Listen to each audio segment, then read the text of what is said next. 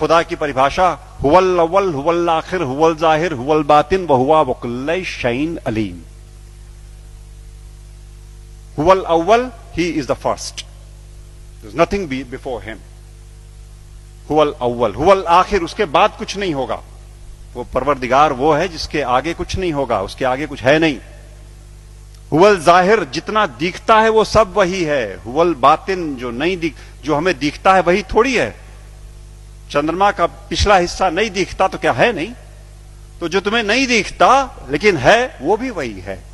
हुवल जाहिर हुवल बातिन वहुवा वकुल्लै शैइन अलीम, हर बातों को जानने वाला है वो।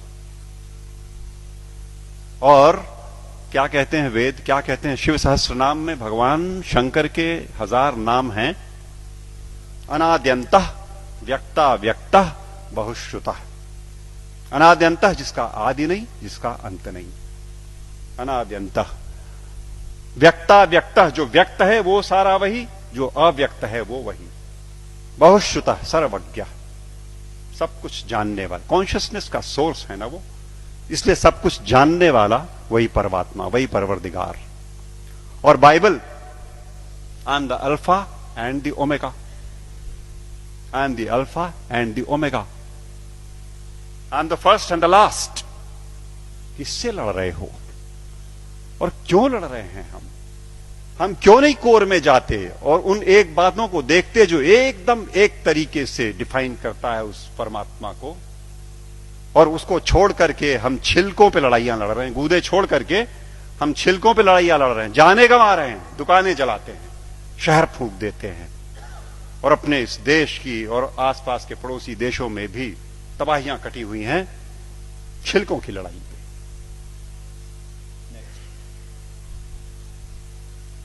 सूफी फकीर कहता है अन अल हक, ट्रांसलेटेड इट मीन्स अहम ब्रह्मास्मि, आई एम द सेम। अन अल हक, ये सूफी फकीर बोलते हैं।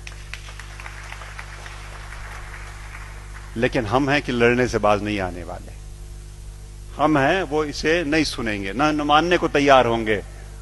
वो वही बात होली बाइबल जब कहती है कि I am the way the truth and the life, no one cometh unto the father but by me. But by me means through the soul, जो हमारे अंदर वो ज्योति का पुंज है, उसी के थ्रू रास्ता अंदर जाएगा। एक बात और, वेद कहते हैं न तस्य प्रतिमा अस्ति यस्य नाम महद्यशः, उसकी परवरदिगार की कोई मूर्ति नहीं बन सकती। वेद कहते हैं। निराकार ब्रह्म को जब परिभाषित करते हैं तो कहते हैं न तस्य प्रतिमा अस्ति यस्य नाम महद्यशः। गुरुजी बैठे हुए हैं, कुछ अगर खोट हो तो टोक देंगे। वो जो मूर्ति पूजन गलत नहीं है, अपने हिसाब से उन्होंने कहा वो इनिशियल स्टेजेस में आपके लिए ठीक है, करो आप, भाव आपने वहां प्रतिष्ठा की, आपको परिणाम देगा। लेकिन सच मायने में जो निराकार पर ब्रह्म है उसकी मूर्ति वूर्ति नहीं बननी। तो बातें फिर वही सारी की सारी, जहां एका है वो देखेंगे नहीं, जहां झगड़ा है वहां बैठे हुए हैं, वहां हथियार निकाल लिए हैं। नेक्स्ट, सच बात तो यह है कि आज की दिक्कत यह है कि ये अधर्म जो है ये धर्म के रूप में चला आया है। समस्या ये हो गई, जो नहीं करने लायक बातें हैं उन्हें हम मानते हैं कि ये धार्मिक है। सती प्रथा थी कभी इसी देश में ना, 6 साल की बच्ची का ब्याह कर दिया, उसे शादी पता नहीं, गुड़िया गुड्डी खेलती हुई, और वो बैठी और मिठाई खा करके बीवी बन गई, पत्नी हो गई।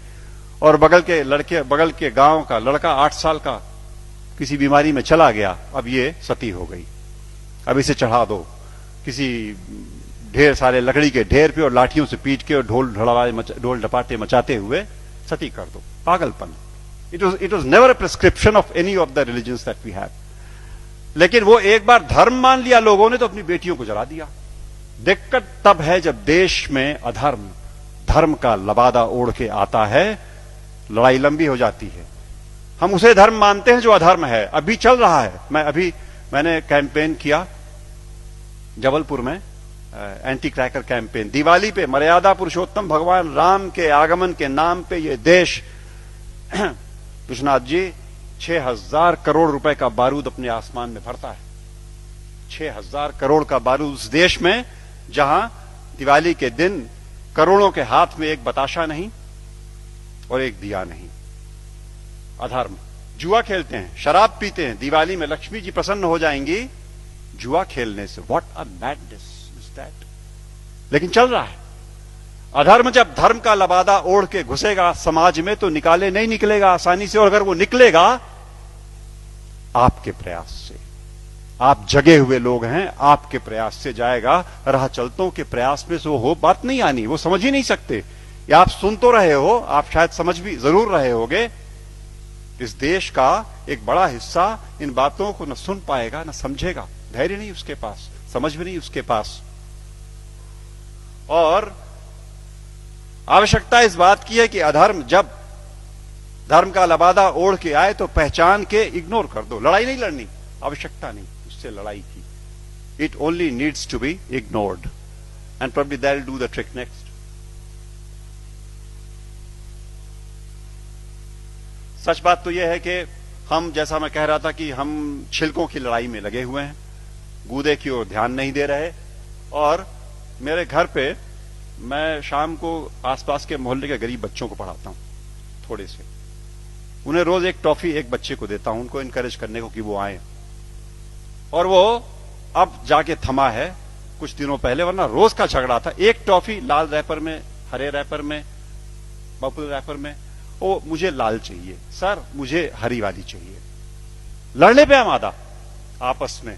और जिसे हरी मिल गई वो उछलता है, अंदर बिल्कुल एक चीज, लेकिन वो रैपरों की लड़ाई में परेशान। हमारा सारा देश आज इस धार्मिक रैपर की लड़ाई में गुथा हुआ।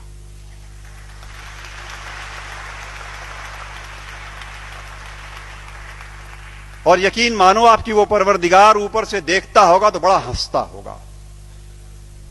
ये मनुष्य मेरा इंटीग्रिटी और मेरा कंपैशन लेकर के पृथ्वी पर मेरे नुमाइंदे बन करके इन रैपर्स पे उलझे हुए लड़ रहे हैं। और ये मेरे घर की छत के बच्चे तो चलो खाली आवाज कशी करते हैं, यहां तो चाकू लगा देते पेट में, यहां तो जान मार देंगे, दुकानें जला देंगे, शहर लूट लेंगे।